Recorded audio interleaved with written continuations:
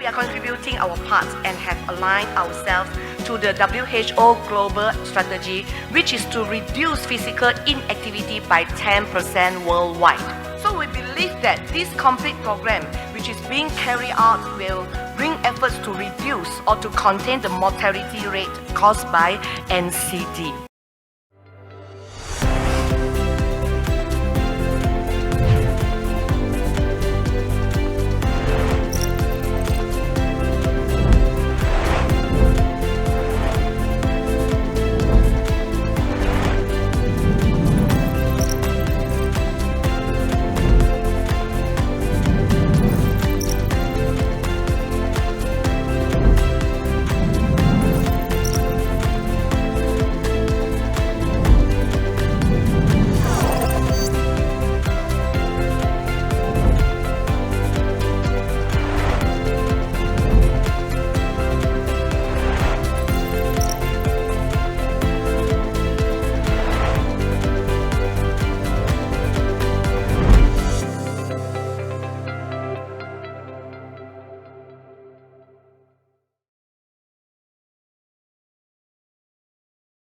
Good day, everyone. I am Adli, your host for today's episode.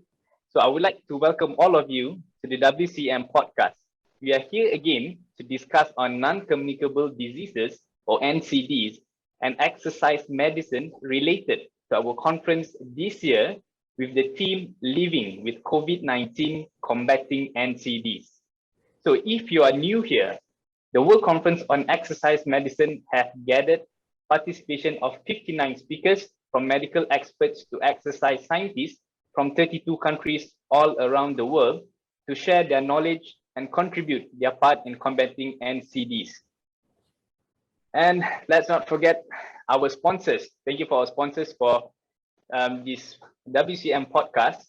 Intenza Cardio Machines, Turtle Gym, the pioneer of fitness for older adults, isokinetic machines specifically for elderly, Trimax, the one-stop sports and rehab supplies, Pola, the pioneer of wearable sports technologies, Kementerian Kesihatan Malaysia, our Ministry of Health, and also A6 Sportswear.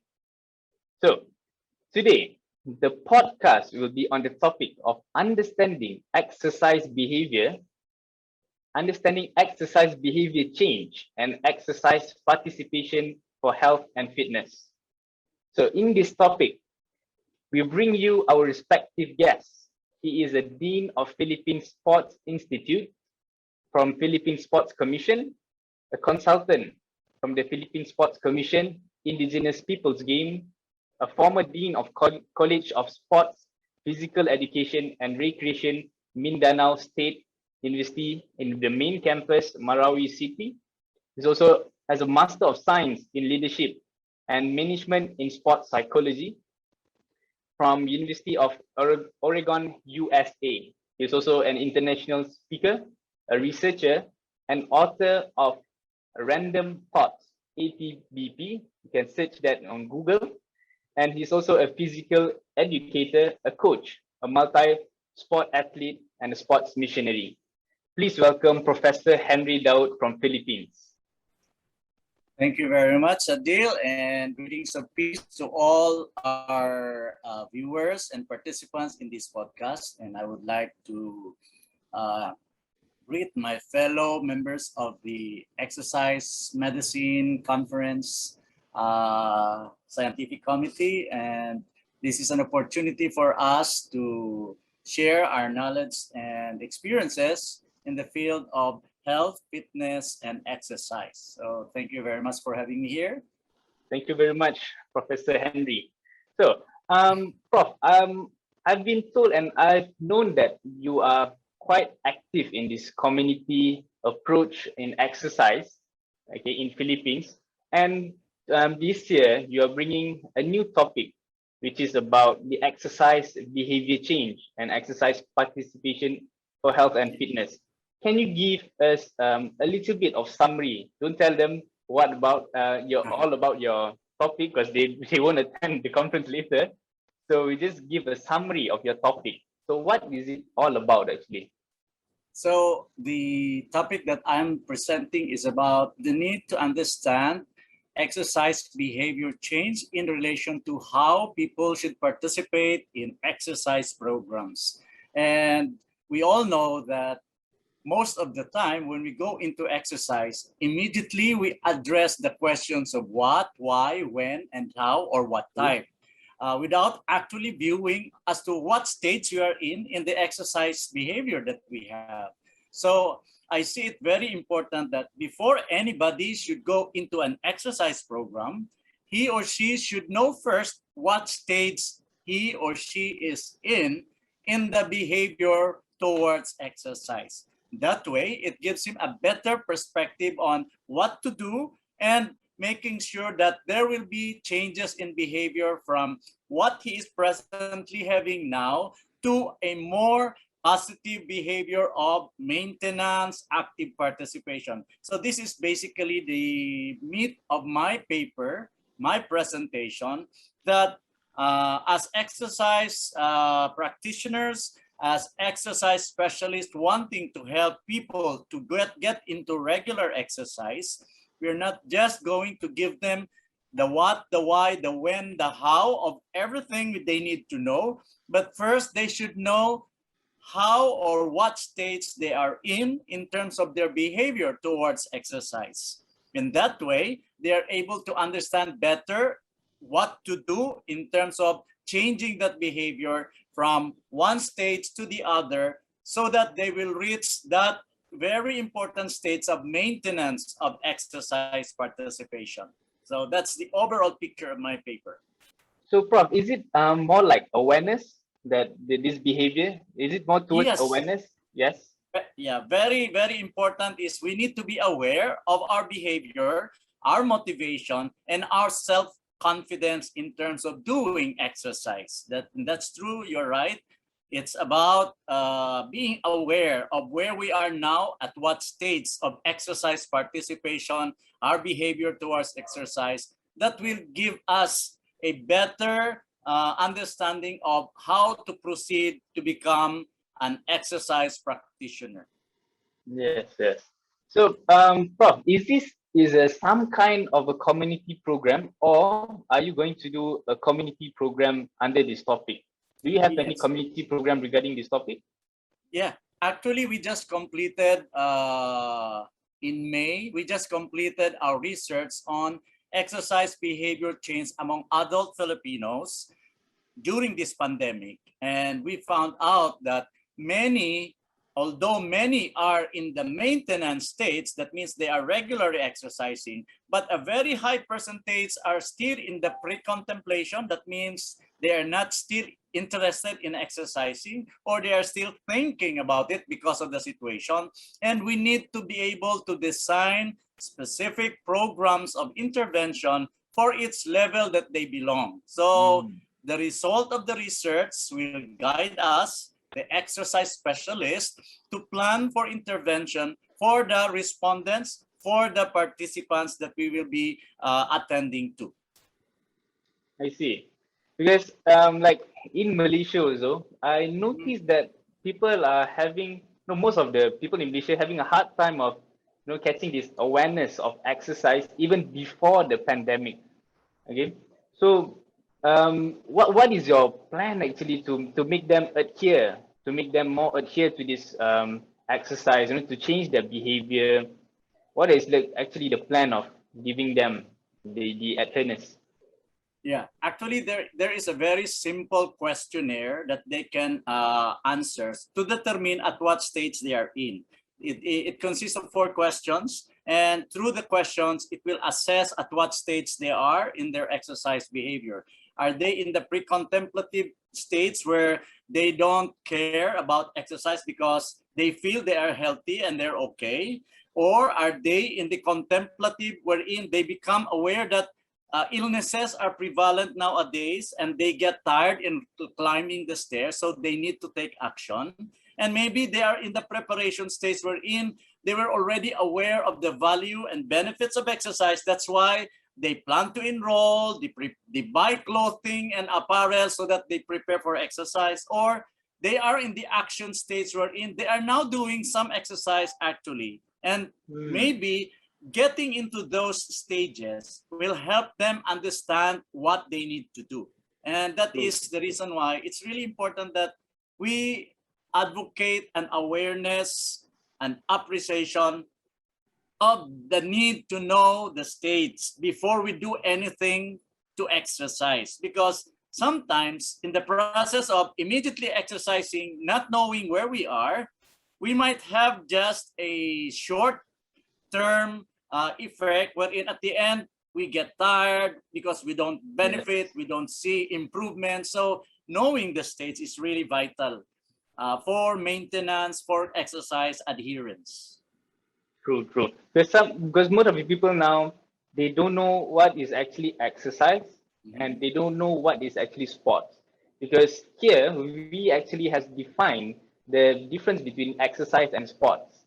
So they don't know, because when we say okay exercise, like in Malaysia, I always ask people, even my family, I ask them, have you guys exercised? They said yes, I have done exercise. What did you guys did? Oh, I sweep some floors and get some sweat out. That is not exercise. So that mentality of exercise is just by breaking a sweat, or they have this mentality of playing football is the type of exercise. So that is what happened actually when they see no progress, so they become demotivated. Okay. So Prof, Yeah. so this is a community program. So this your community program. How are you planning to spread the awareness? Are you using any social media or social platform? Maybe using TV Yeah, to I spread think this awareness? Yeah, I think with the presence of the pandemic, it's difficult to go with a face-to-face interaction. And we need to make use of the media, the technology, to reach out to our clients, to our participants, and especially in the community. And I think we need to provide a venue wherein they can log in, they can view, they have an access to information, they have an access to exercise programs that they can use for their own benefit. And we try as much as possible to develop an awareness campaign where we try to provide information on how to start exercising, what to equipment to use, what body requirement is important for this type of exercise. And that's why I'm very happy, because the topics that the subcommittee on exercise and community will be presenting during the conference actually tied up for home exercise, work exercise, and actually exercise equipment that they can utilize. So it fits together so that those who will participate will really learn so much and start exercising for better health and fitness. Yes, good. Because I see because I'm the one who actually did the schedule. So I see that the exercise and community is actually already packed with information that are going to be ready to be given out to the participants. So Prof, so Yeah. this community program, is it going to be continuous? Yeah, I think when we start promoting exercise as part of a medicine that people should take, not literally to take in, we need to make sure that it becomes self-sustaining. That means exercise should not be dependent on people around you, but it should begin within you. And therefore, we need to make sure that exercise should be self-sustaining, self-reliant, so that you don't have to depend on what others are doing to motivate you to continue exercising. And we need really to, I think the Scientific Committee on Exercise Medicine should come up with our own handbook on how to exercise, why we are exercising, and give recommendation. And that gives us a trademark and make somehow a difference wherein our scientific committee can create change because we are providing them with information that they can use. So community exercise may mean a lot of people doing at the same time, but in this time of pandemic, I think exercise should focus on the individual, that he or she becomes aware of the responsibility to take it upon himself to exercise properly, exercise regularly, and evaluate and monitor his or her development without looking at the changes of the body of other people to compare. Yes. Yeah, we actually need that, to actually we need to put exercise inside our body, put the exercise inside our mind, the importance of exercise, so that like what you said just now, it should be more self-sustained, so that we don't need any other motivation except for ourselves. It must come from within ourselves. Okay. So, Prof, so that would be the plan to be continuous, to help them to be self-sustained, to help them to keep motivating themselves. So, how actually do you monitor this program to make sure everything is going well, to make sure to know what are they actually doing? How do you monitor it?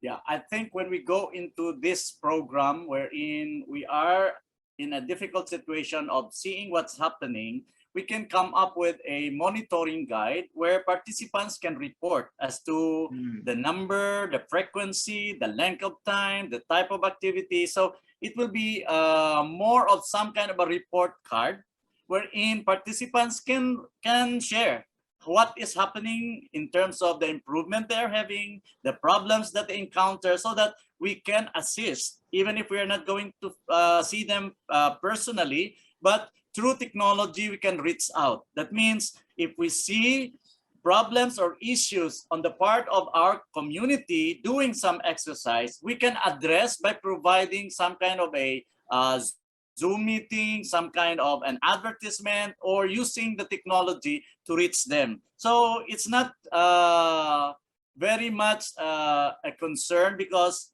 most people are actually having this technology, cell phone, iPads, computers that they can access to. But the important thing is we don't tell people to exercise and leave them behind.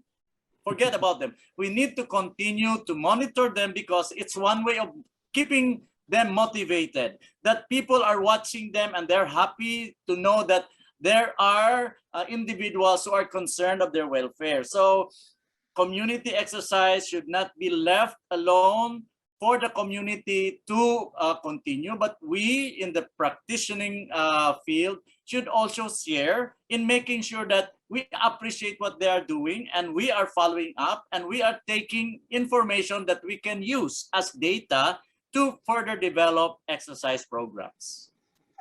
Great, great. Okay, Prof. So Yeah. we actually have been talking about technologies, online training.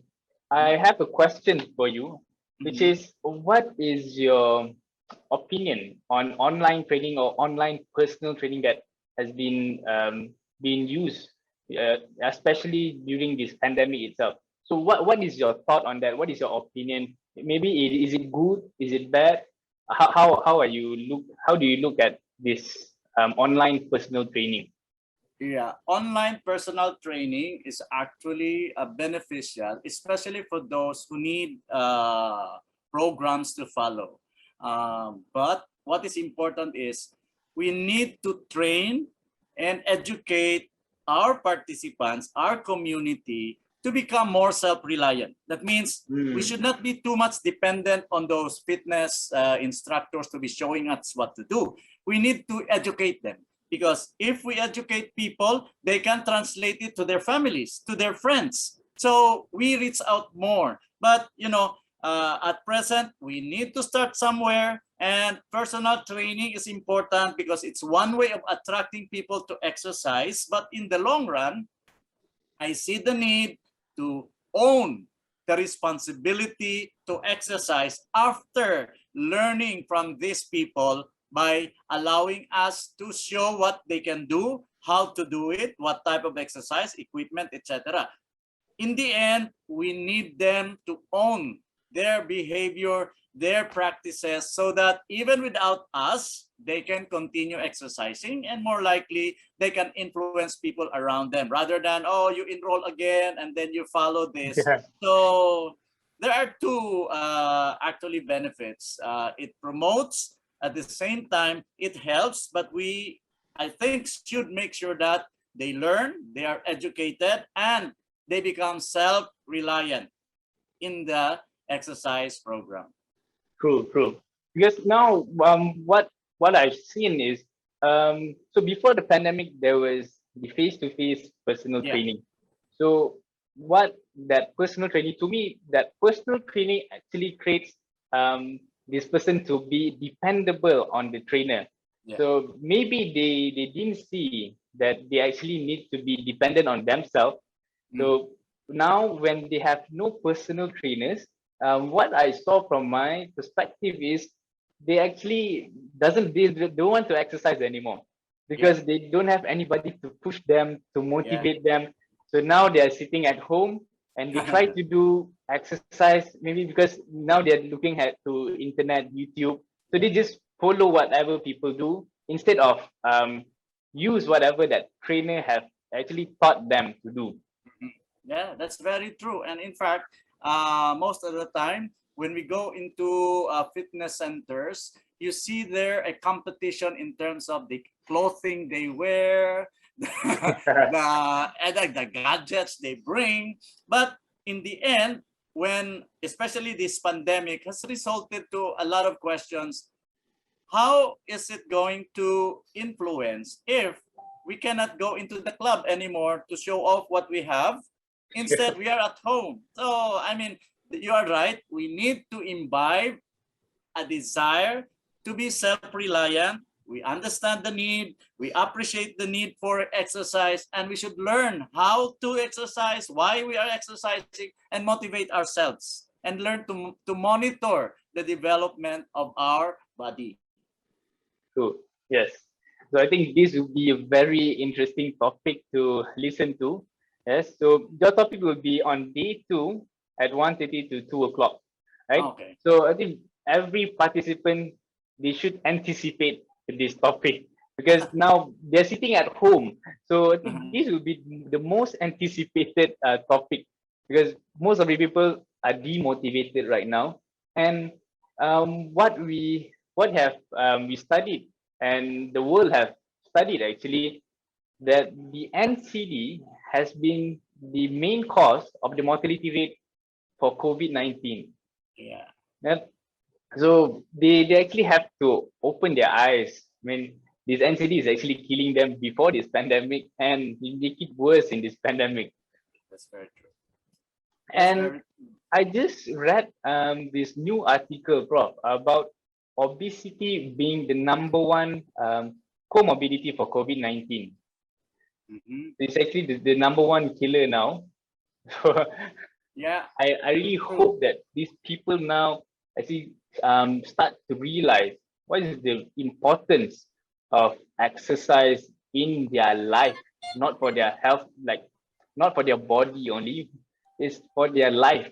Because whatever you do, because do you agree with me, Prof, that we humans actually have been pampered with the technologies that we're having around us that makes us rely too much on the technology until we become physical Yeah. inactive.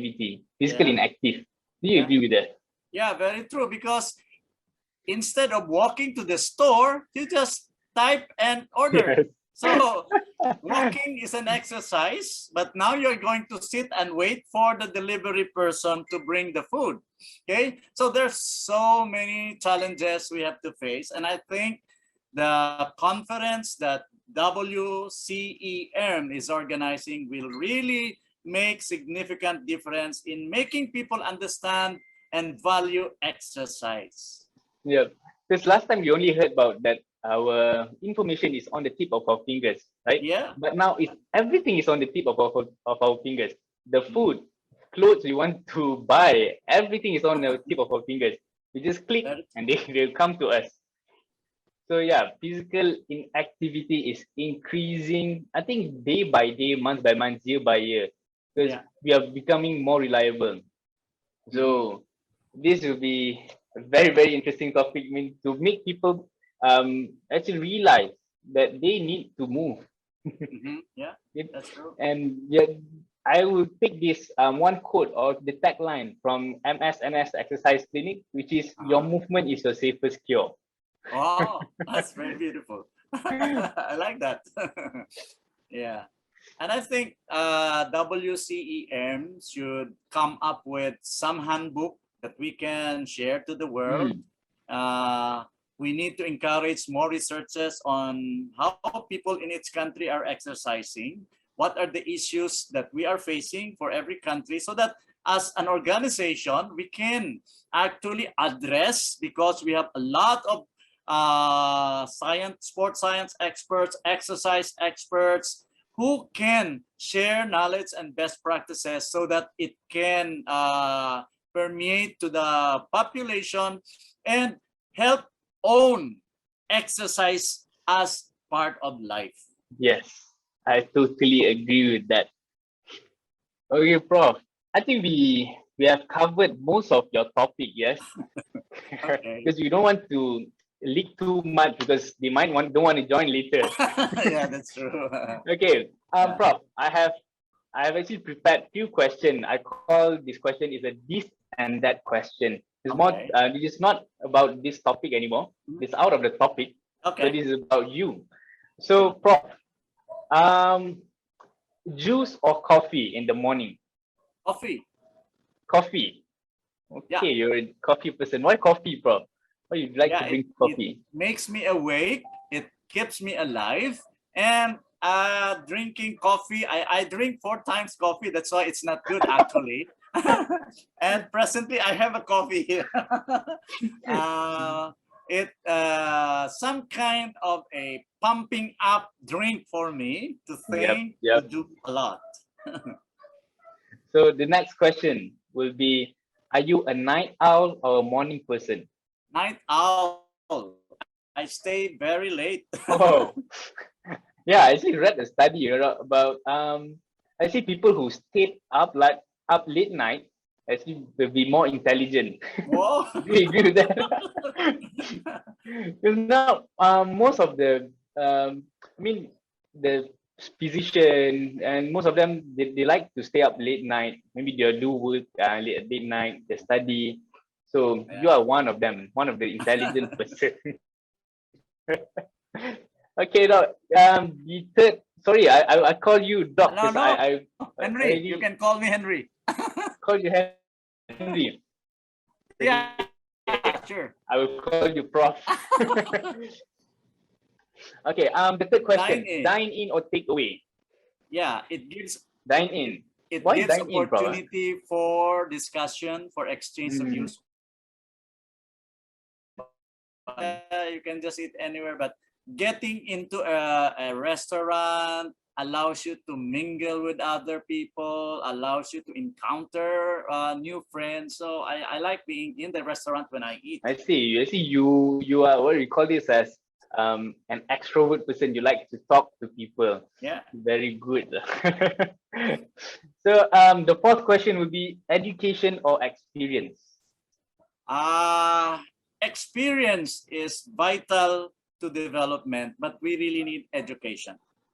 Hmm. So for me, education can help, but experience will teach so much when you Yes, apply it. So because by using education, you will still face some of maybe a hurdle in front of you, and when you have that experience, only you can jump over the hurdle. yeah, because That's I believe that experience is the best teacher. that's a So wise word. Okay, the last question would be books or movies. books. Oh, Yeah, behind me are books there. yeah, I can see that Are you, there. you read a lot. I try to read as wide as possible, so I learn about many areas, Mm. and it keeps my brain active to think of what I can do out of the readings that I have made. What is your favorite book, Prof? My favorite book, the book that I think my favorite book is the Bible, because for me, as a graduate of sports management, the best book in management is the Bible. It teaches you everything. You need to learn about how to manage life, how to manage people, and how to manage organization. True. Prof, you also have you have a master's in sports psychology. right? Yeah. So, um, what is the most challenging part in the sport psychology? I mean, now you're also doing a community project on how to approach the community with exercise. So, Mhm. what is the most challenging part in terms of psychology, in terms of behavior, I mean, to approach people? Yeah. One challenging, that's why I really get into this topic of understanding behavior change, because it's difficult to convince people to change behavior, especially if they've been used to it for so long. And we need to understand the history behind the behavior, the reasons for such behavior, and it takes some time to impart some information that will help people to make change. And I think change is a constant word, but difficult to carry out for a lot of people. So we need to do a lot of application of psychology in order to convince that this is better than this. And I think going through the process of helping people change behavior is a big challenge in terms of changing their mindset. Yes, I so agree with that because um, on in 2019, I actually 2019, I present a case study during the World Conference about how what hinder people from going to fitness centers to exercise. Mm. So Yeah, we actually that's prepared few questions in the questionnaire, and we actually saw that a lot of people actually, the most of them, they actually just don't want to go to exercise. It's not because of money, not because of the time. Some might say that they don't have any time, but most yeah, of them they just don't want to go.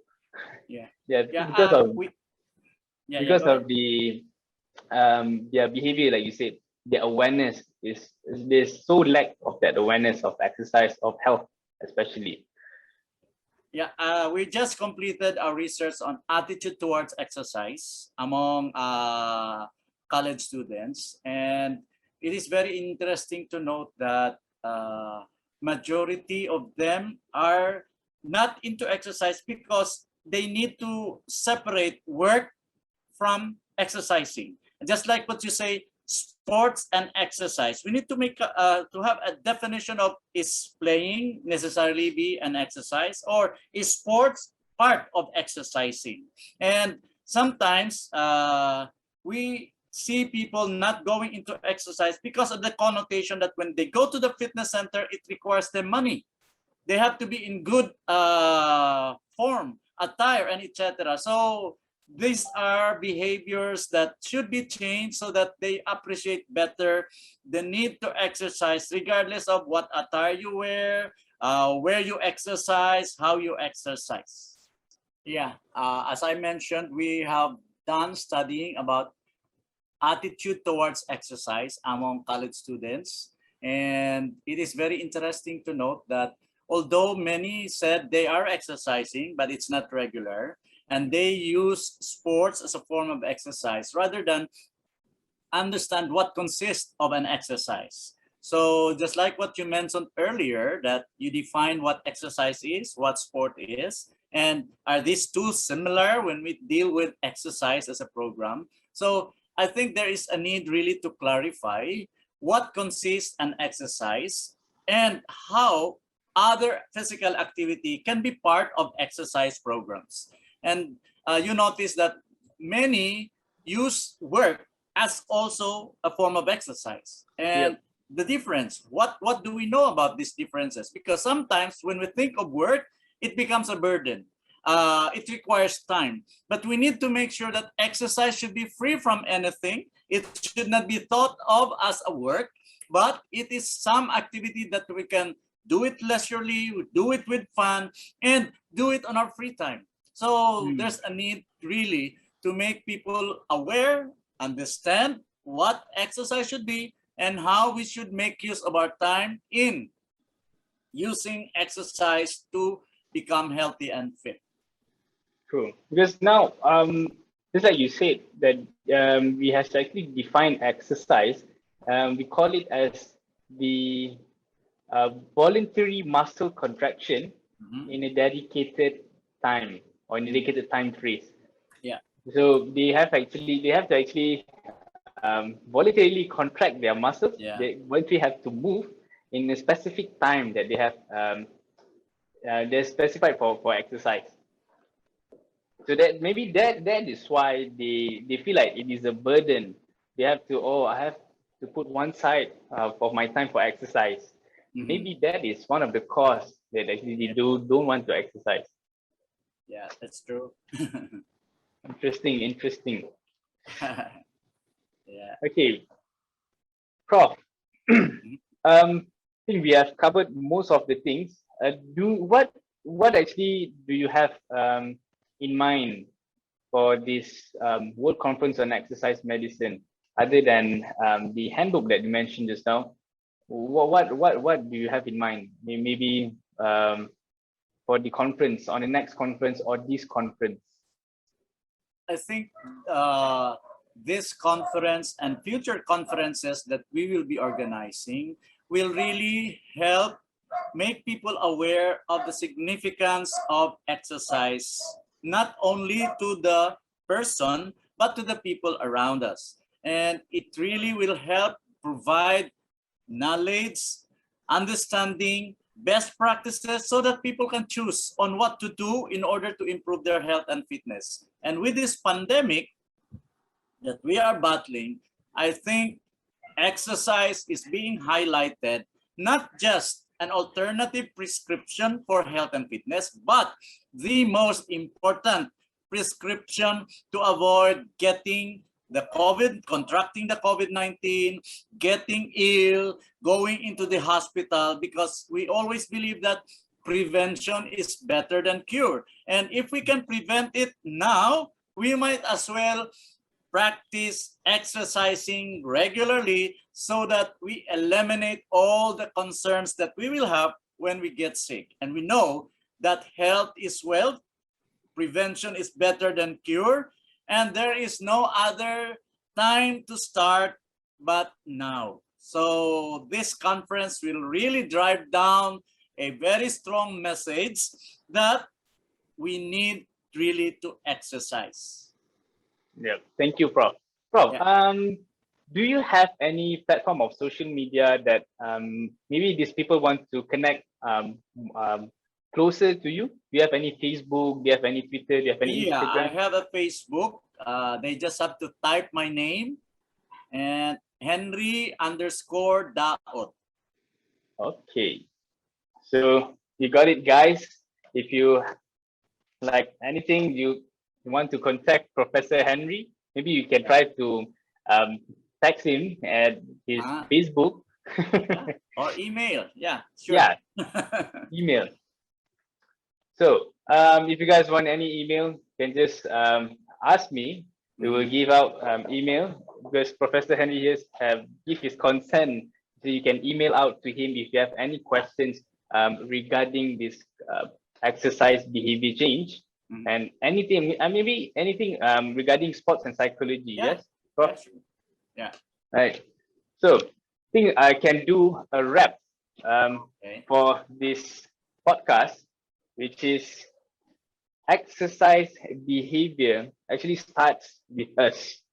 Okay, so we just have to know why is the exercise, why physical activity is so important to us that we actually need to do it. It's not that we want to do it, we have to change that want to need, because exercise now is a need. It's just like drinking water. You need to drink water, you need to breathe, you need to eat. Now exercise is a form of need, it's no longer a choice. Yeah. Seems like what we mentioned just now, that the technology revolves around us, actually makes us more reliable or rely and dependent to the technologies and make us more physical inactive. So being physical active actually has bring a lot of benefit. Okay, like prevent us from contracting diseases. And before there was a COVID-19, there was a lot of diseases that we actually can combat by using exercises, right? And I would like to take a quote from Professor Henry just now. Exercise should be self-sustained and should become within ourselves and not by other people and not by motivated by other people. It should be you who motivated yourself, right? So thank you very much, Prof. Henry, for your time for this wonderful podcast. I hope to see you on the day itself, on the World Conference on Exercise Medicine. Right, thank you very much, Prof. Thank you very much, Adil, and have a great day. Have a great day too, Prof. Thank you.